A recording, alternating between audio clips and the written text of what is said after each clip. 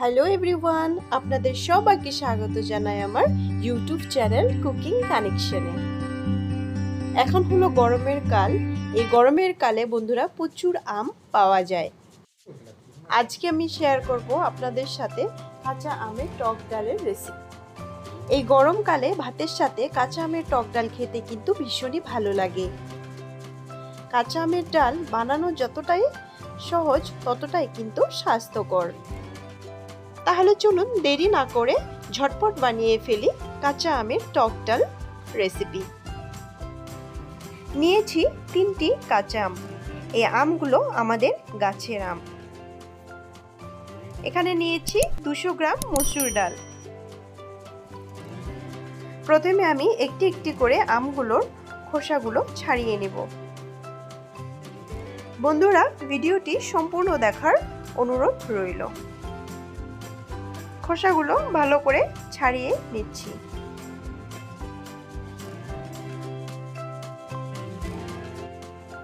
সবগুলো আমের খোসা ছাড়ানো হয়ে গেছে।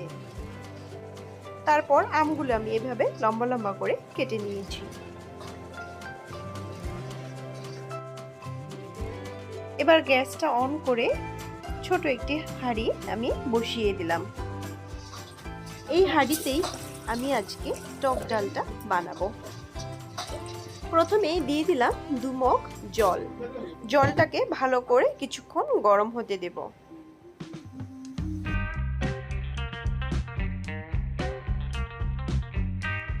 জলটা ভালো করে গরম হয়ে গেছে। এবার আমি আগের থেকে ধুয়ে রাখা ডালগুলো দিয়ে দিচ্ছি। এবার আমি ডালটাকে ভালো করে ফুটতে দেব কিছুক্ষণ ধরে। এভাবে মাঝে মাঝে নাড়িয়ে নাড়িয়ে দিতে হবে।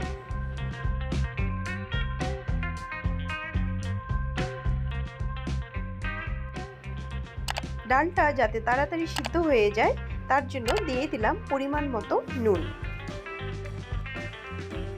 জলটা যখন ভালোভাবে ফুটে উঠবে তখন ওপরের এই সাদা সাদা ফেনাগুলো এভাবে ফেলে দিতে হবে। আপনি যদি প্রথমবারের জন্য আমার চ্যানেলে ভিজিট করে থাকেন তাহলে আমার চ্যানেলটিকে অবশ্যই সাবস্ক্রাইব করবেন, সাথে বেল আইকনটা প্রেস করে অল করে দেবেন।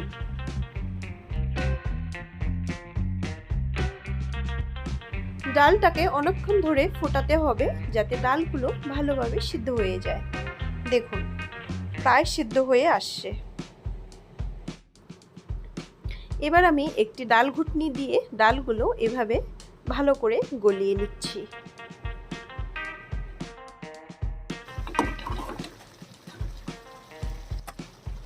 এবার আমি দিয়ে দিব কাঁচা আমগুলো। কাঁচা আমগুলো দেওয়ার পর কিছুক্ষণ ভালো করে ফোটাতে দেব যাতে আমগুলো সিদ্ধ হয়ে যায়। আমার ব্লগ চ্যানেলের লিংক ডেসক্রিপশনে দেওয়া আছে, আপনারা অবশ্যই চেক করবেন, লিংক পেয়ে যাবেন।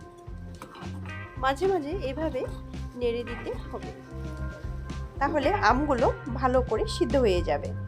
দেখুন, আমটা দেওয়ার পর ডালের কালারটা কিন্তু একটু কালো কালো হয়েছে।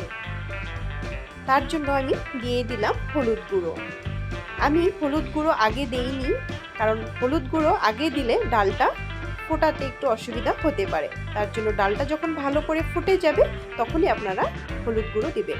এবার আমি ডালটাকে নামিয়ে নিলাম। ডাল ফোড়নের জন্য এবার আমি কড়াই একটি বসিয়ে দিলাম। কড়াইটা ভালোভাবে গরম হলে আমি দিয়ে দিলাম পরিমাণ মতো সর্ষের তেল। তেলটাকেও কিছুক্ষণ ভালো করে গরম করে নিতে হবে। তেলটা গরম হওয়ার পর আমি দিয়ে দিলাম 2টো শুকনো লঙ্কা। এভাবে ভেঙে দিলাম। ভেঙে দিয়ে কিছুক্ষণ নাড়িয়ে দিলাম। শুকনো লঙ্কা ভাজা হয়ে গেছে। এবার আমি গ্যাসের ফ্লেমটা লো করে ঢাকা দিয়ে আস্তে আস্তে ডালগুলো এভাবে